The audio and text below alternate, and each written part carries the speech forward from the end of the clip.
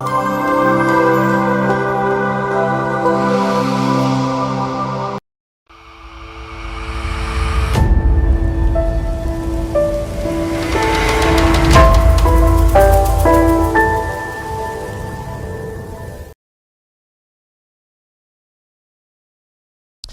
Messieurs, bienvenue à ce numéro de Entretien, un nouveau numéro.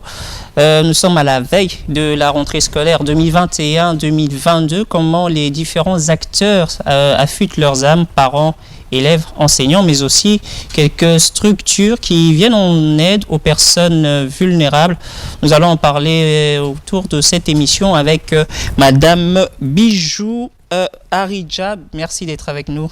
Merci beaucoup. Vous êtes présidente de la fondation Fobija.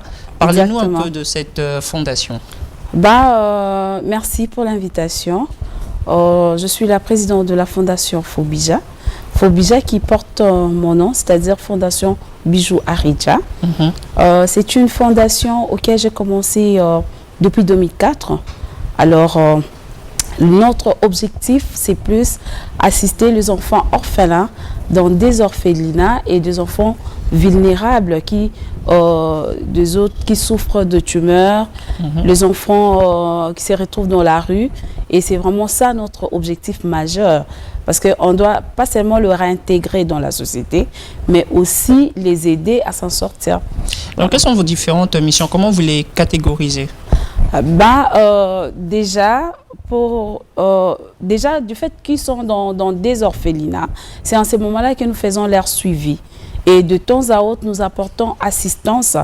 Parce que l'objectif de la Fondation Fobija, c'est de se battre pour que le gouvernement congolais prenne en charge les orphelins dans des orphelinats. Parce que nous avons sillonné plusieurs orphelinats. La situation est vraiment déplorable. Ils ne sont pas subventionnés.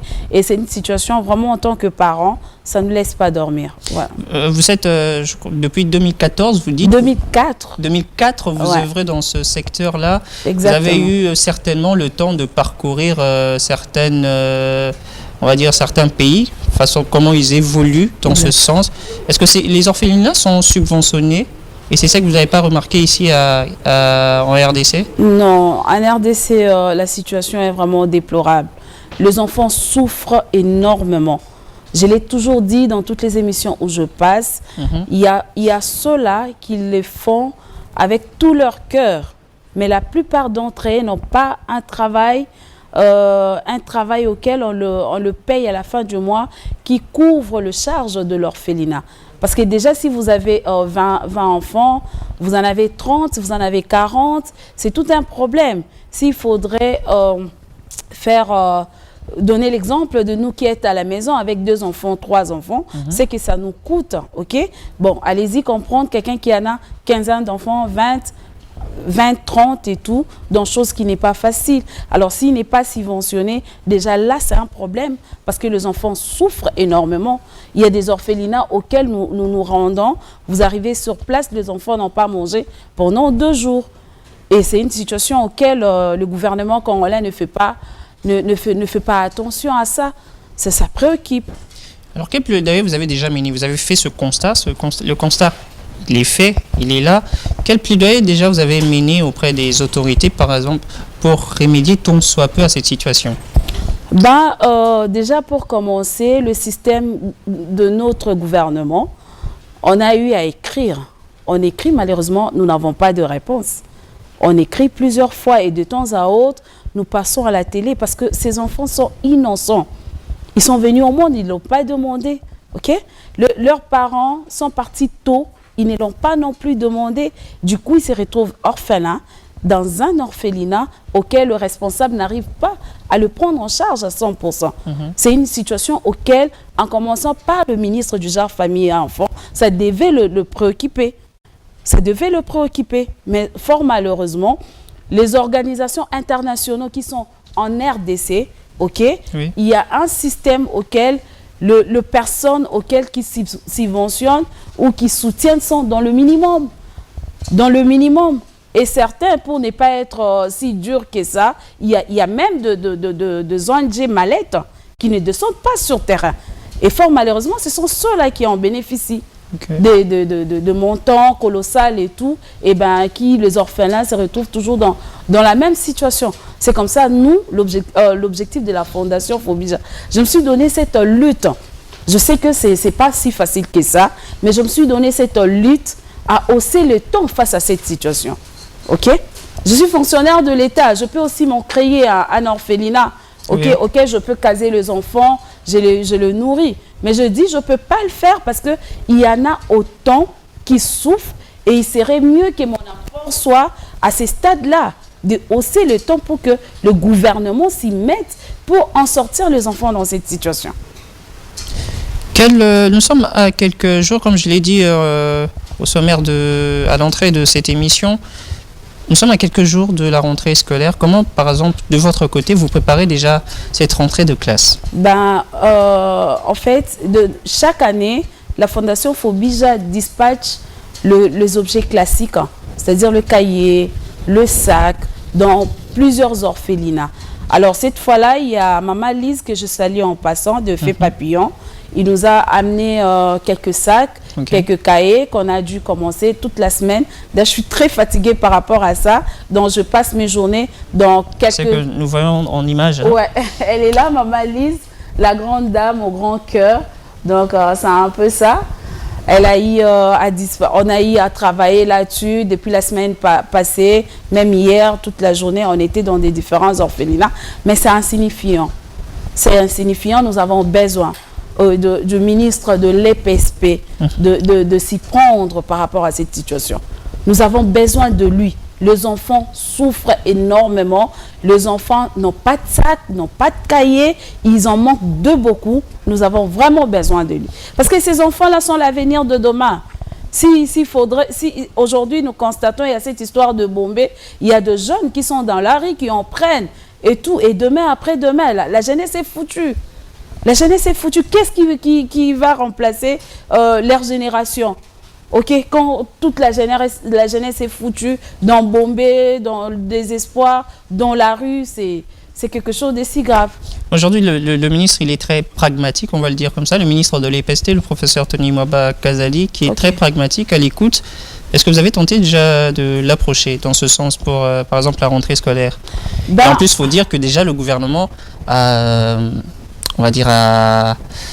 pris la grosse part en mettant déjà en place la gratuité. C'est pas trop demandé, par exemple? En fait, pour commencer, j'aime mon président, le président Félix Tshisekedi. Ok, je l'aime beaucoup, mais il y a un système éducationnel en RDC auquel ça doit être revoir. La gratuité, c'est bien, ok, on a tous applaudi, mais la faisabilité sur terrain, il y a beaucoup de couacs dedans. Okay, il faudrait que le ministre de l'enseignement s'y mette encore plus. Parce qu'au moment où je vous parle, il y a même des enseignants qui sont en train de se plaindre matin, midi, soir. Ok. Donc, en tant que Congolais, je l'ai toujours dit. C'est pas parce que vous êtes d'une obédience politique, ok, que vous portez le chapeau, vous couvrez même certaines choses qu'il ne faut pas couvrir. On est Congolais, on est frères et sœurs. Les enfants qui sont nos enfants. Je ne pense pas que une autorité quelconque accepterait à ce que son enfant étudie à ce qu'on appelle gratuité, ok, dans de telles conditions. Nous, mais des efforts sont en train d'être fournis. Si on apprécie, mais la faisabilité, c'est ça le problème. Faisabilité, c'est-à-dire? C'est-à-dire les enfants se Quelles sont les difficultés que vous rencontrez à ce niveau-là? Les enfants se retrouvent à 50, à soixantaine, à septantaine, à centaine dans une salle de classe. Mais on ne va pas contraindre les enfants à aller à l'école. Déjà, c'est un problème. Déjà, c'est un problème. S'il faudrait, ne serait-ce accepter telle situation, parce que nous avons retrouvé certains enfants qui étaient dans la rue, se sont retrouvés à l'école, oui. C'est déjà une bonne chose, mais il faut payer les enseignants. Même ceux-là qui ne sont pas matriculés, qui dispensent cours, il faut le payer. Parce que s'il faudrait avoir un enseignant qui vient sans manger, ok, qui au lieu de dispenser le cours, lui-même dit, bon, écoutez, ben voilà. Quel est l'avenir? Nous, nos enseignants, on a dispensé cours. C'est comme ça que je suis là devant la télé et en train de défendre ceux qui sont sans voix. Je crois que les choses ont évolué dans ce sens. Les enseignants seront pris en charge. Ils sont déjà pris en charge. Il y a des efforts qui sont en train d'être fournis. Mais de votre côté, la gratuité, c'est une bonne chose. Ça vous a d'ailleurs permis à ramener beaucoup des enfants, je crois. Oui, ça nous a beaucoup aidé. À ramener beaucoup d'enfants qui sont dans la rue, à retrouver les chemins de l'école. Comment vous vous y prendrez avec d'autres structures? Est-ce que vous frappez des portes pour que vous réussissiez à récolter, comme vous le dites, des objets classiques ici et là, ou bien autre chose?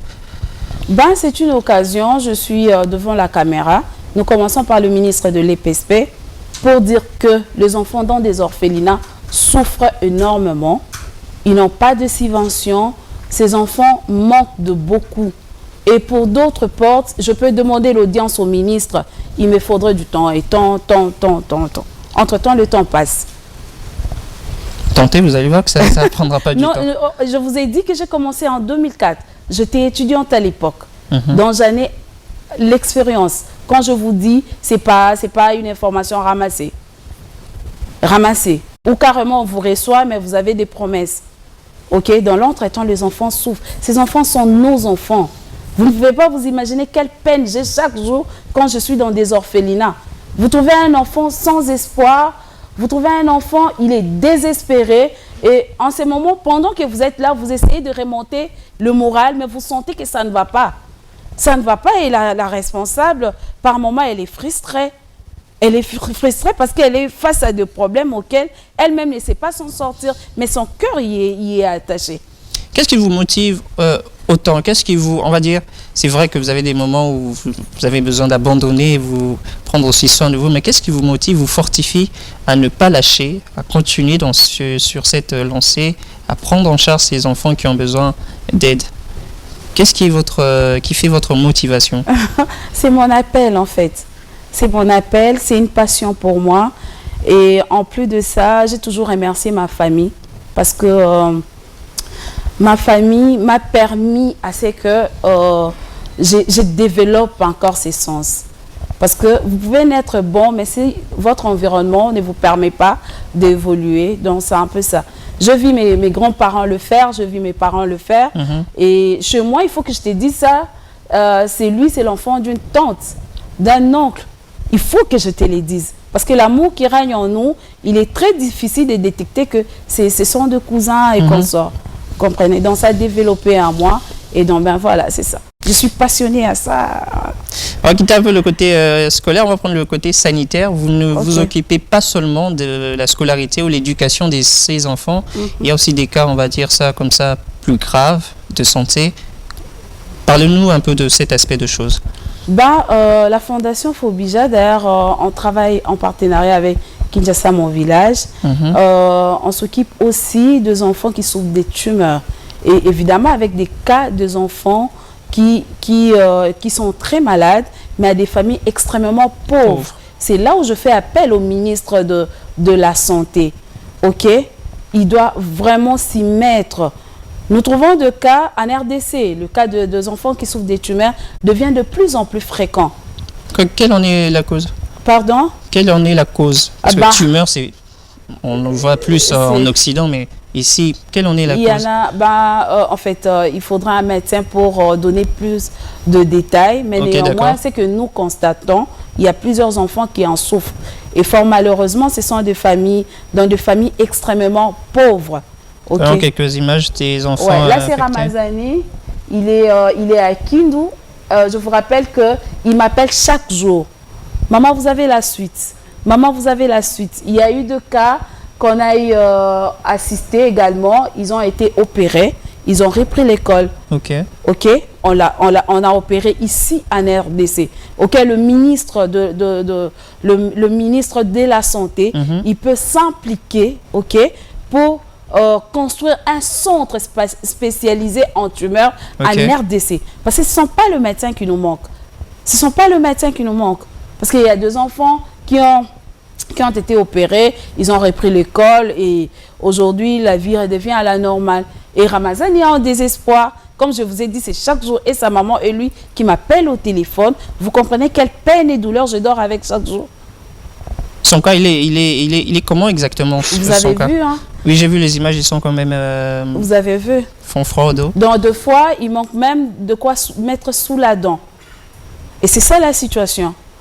Il est à quel stade? Qu'est-ce qu'il faut pour le soigner actuellement, aujourd'hui? Qu'est-ce qu'il faut exactement? Il faut qu'il vienne à Kinshasa. Parce qu'il y a il y a 2 médecins qui les font ici. Et si le médecin trouve que ça ne va pas, il doit aller à l'étranger. Okay. Il peut aller en Inde, on peut le faire. Parce que je cite Inde, parce qu'en Inde, c'est quand même, le prix est quand même abordable comparativement aux États-Unis ou ailleurs. Ok, il peut venir, mais il n'a pas de moyens. Fobija n'a pas également de moyens. Fobija, si je comprends bien, vous dites que Ramazani, il est à Kindu. Il est à Kindu. Il s'est même consulté, excusez-moi, à l'hôpital de Matata Pogno Mapan. Okay. Il s'est fait consulter là-bas. C'est là où il a tous ses documents, des transferts ici ou à l'étranger. Voilà. Je disais Ramazan, il est à Kindu. Peut-on dire que la fondation, elle est, on va dire, répandue sur toute l'étendue, ou bien vous avez quelques, on va dire, des relais, des points focaux sur l'ensemble de la République? Oui, j'ai le point focaux, qui m'appelle de temps à autre quand il y a 2 cas. Et ceux-là qu'on arrive à assister, on le fait. C'est là à qui on n'arrive pas, on fait appel, comme je viens de les faire tout à l'heure là. Et donc, ben voilà, c'est ça. C'est pas facile, mais on y croit. Combien de cas comme Ramazani vous avez déjà répertoriés au sein de la Fondation? Il y en a plusieurs. Plusieurs, malheureusement, on n'a pas pu amener les images. Il y en a plusieurs auxquels on a eu déjà, même à le faire opérer, ils ont repris l'école. Donc, ce n'est pas impossible, c'est faisable. Il suffit que le ministre de la Santé, qui m'écoute en ces moments, de s'y mettre. Et moi, en tant que Congolaise, j'ai mal. Je ne pouvais pas croire que pendant que le président Félix Tshisekedi serait au pouvoir, Mama Emo serait tel que ça se trouve. Ce sont des choses auxquelles j'ai des larmes aux yeux. On en perd beaucoup de personnes indigentes qui, par manque d'une bonne prise en charge, parce qu'il n'a pas d'argent. Une fois, j'ai assisté une femme qui saignait, on ne l'a pas touchée. Vous comprenez? Parce qu'elle n'a pas l'argent. Elle a perdu la vie et son bébé. Ce sont des choses auxquelles qui nous rendent folles, qui nous rendent malades. Elle saigne en train de pleurer, on ne l'a pas touchée. Et s'il faut répertorier, faire les statistiques, c'est nombreux de cas comme ça. Moi, je pense que ça doit être prioritaire au ministre de la Santé. On ne l'a pas encore senti, il doit nous laisser son empreinte. Et pour nous laisser son empreinte, le scanner, ça ne coûte pas grand-chose. Moi, je pense que le ministère a le frais de fonctionnement chaque mois. Ils sont payés. Peut-être parce que tout le personnel de soignants est concentré peut-être sur la Covid. Il ne faut pas aussi l'oublier. Non, pas du tout. Vous êtes Congolais comme moi. Vous êtes Congolais comme moi. Vous voyez ce qui se passe. Ce n'est pas parce que je soutiens le président Félix que je passerai à la télé pour dire que ça va pendant que ça ne va pas. Les morgues sont pleines. Les morgues sont pleines. Il faut faire les statistiques. Il y a des gens qui viennent à l'hôpital, ça nécessite juste les scanners et puis du coup, on le soigne, il s'en sort. Mais on n'en a pas dans nos zones de santé. On n'en a pas, il n'y en a pas. Il n'y en a pas. Combien de bébés sont morts par manque de couveuse et de coupure d'électricité? Pendant que le privé en de lignes uniques, je ne sais quoi là. 24 heures sur 24 heures, il a l'électricité. Mais on en perd de bébés parce qu'il y a une coupure d'électricité. On perd de bébés parce qu'il n'y a pas de couveuse. Le couveuse coûte combien? Pour nous mettre, ne serait-ce 20 par an de santé. Pas grand-chose. Comparativement à des millions de dollars qui se volatilisent matin, midi, soir.